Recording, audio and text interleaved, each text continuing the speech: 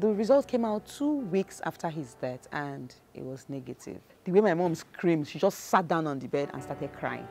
Even me, my brothers were like, you see, they just killed our dad for nothing.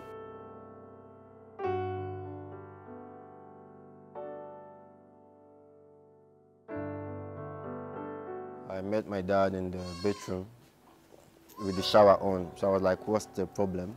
He just stood up from the bed to come out to the sitting room and he just couldn't carry himself anymore.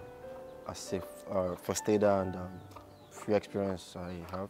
So I checked his blood pressure. It was a little bit on the high side. So I had to calm him down and we rushed him down to the family hospital, St. Raphael's. The doctor attended to him. He recommended oxygen immediately, so he was placed on oxygen. And so we moved him to the ward, slept fine, no problem. Then on Monday, they started attending to him. Then on Wednesday, they came again to check on him. There was more like no much improvement. You wouldn't notice, he was feeling well, he could stand, but the blood pressure and the sugar level was just fluctuating up and down. My doctor called me and was like, they want to call in the NCDC or something like that to come and test for COVID. The doctor said he's going to write us a referral letter to LUTH. We got to LUTH 7 p.m. that Thursday evening. We gave them the referral letter, what happened, this, that. I was trying to explain. My dad was also explaining to her what happened. Okay, that the truth is they don't have bed space. Until the space come out before they can attend to us. I'm like, okay, how long are we going to? They said, okay, that do we want them to tell us the truth? That, okay, until somebody dies. Is it that somebody dies or somebody is being discharged before we can get a space? I was like, wow. So from 7 p.m., sorry, we waited till 10 p.m. Then this almighty Dr. Omotara came out. Madam, I thought they told you people that there's no space, so why are you still in this place? Blah, blah, blah, blah, blah. And I was like, okay, please, his oxygen is finished. Why not just give us oxygen? Just give him oxygen for us. He said, no, that as far as we're outside, that whatever happens is none of their business. Those were our words. That as far as we're outside, I don't know, whatever happened to him is none of their business. So that at least they've told us to go. We were there till like till 11:30. When the same Omotara now came out, okay, that we need to go for an X-ray, that we should go for the X-ray first, and then the results will determine if they are to take him in, and they carried out the X-ray. I now asked, I said, see, this is urgent. How soon can I get the result? They said that the result can only come out from 6 a.m. I said, wow, and this is after 12.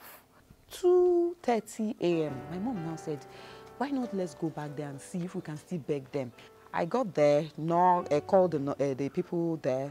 They were actually sleeping. So when they came out, they didn't even allow me to say anything. They said, this is the result. And I'm like, but you people said 6 a.m. And it came out now, this is the result. I said, okay, I collected it.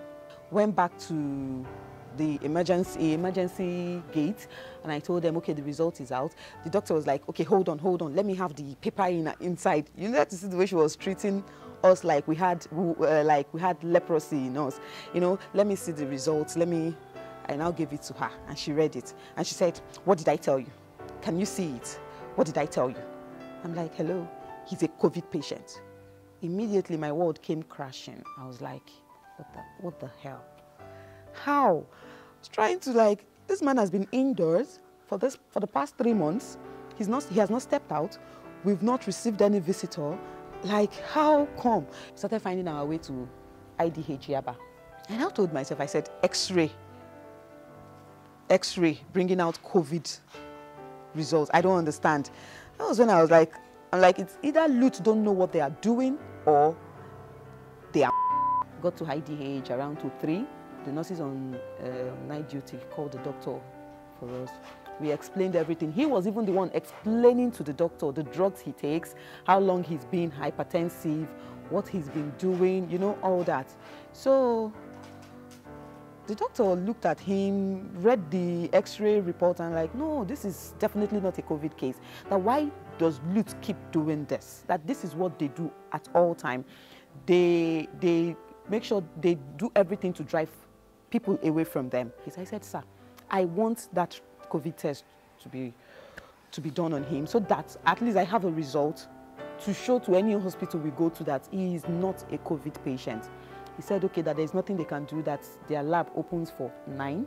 So we carried out the COVID test, and we shouldn't delay this man anymore. We should let him talk to his colleague if they can, look for a room where he can personally treat my dad.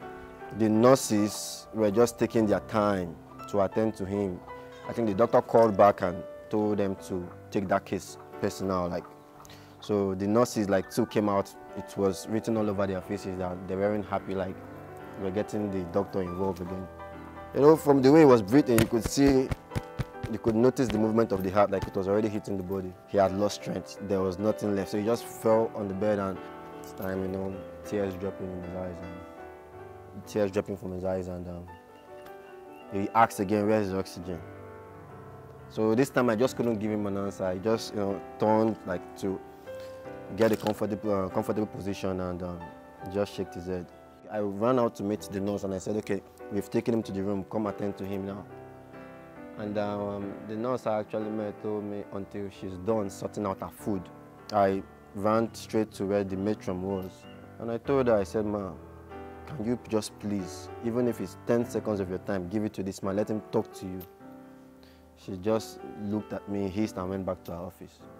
So I spoke with the security guy there. I gave him my number, and I said, okay, I'll be back soon, let me just go home. And it wasn't up to 20-30 minutes I arrived home, and the security guy started calling. My brother, I'm sorry, he didn't make it. 100% he could have survived it. If LUTH had done what they were expected to do, he will still be here with us. I don't think we'll even be having this interview right now. I met a man, he was like, let me be honest with you. You see this whole COVID thing, the result coming out now are actually backlogged. So it will keep going on like that till they get to that of your father. My father died on the 24th. It was 2 weeks later I got my father's result, which came out negative. I'm still pained that our health sector in this country is nothing but nonsense. At least the good thing is it's negative, and none of us, after then, none of us have had the symptoms or whatever, and we've been fine all through. So